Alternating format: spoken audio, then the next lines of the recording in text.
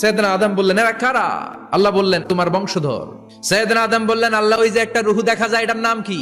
এটা তোমার ছেলে দাউদ, সে দুনিয়াতে নবী হয়ে আসবে। সৈয়দনা আদম বললেন, মাবুদ, আমার ছেলে দাউদের কত বছর হায়াত আপনি দিয়েছেন? আল্লাহ বললেন, মাত্র 40 বছর। সৈয়দনা আদম বললেন, মাবুদ, এত ফুটফুটে সুন্দর আমার ছেলে দাউদ, মাত্র 40 বছর দিলেন কেন? আল্লাহ, আপনি বাড়ায় দেন, আল্লাহকে বাড়ানো যাবে না, লেখা হয়ে গেছে। সৈয়দনা আদম বললেন, আমার 1000 বছর থেকে 60 বছর আমি আমার ছেলেরে দিয়ে দিলাম। আর আদম আলাইহিস সালাম পেয়েছিলেন 1000 বছর, 60 কমে গেলে রইল কত? 940 বছর পৃথিবীতে থাকার পরে মালাকুল মাউত চলে এসেছে, এসে বলল, জিইতু আন আকবাদা রূহাক, রূহ কবজ করতে আসছি। আদম আলাইহিস সালাম বললেন, রূহ কবজ করতে আসছো মানে? আমি বাঁচবো তো 1000 বছর।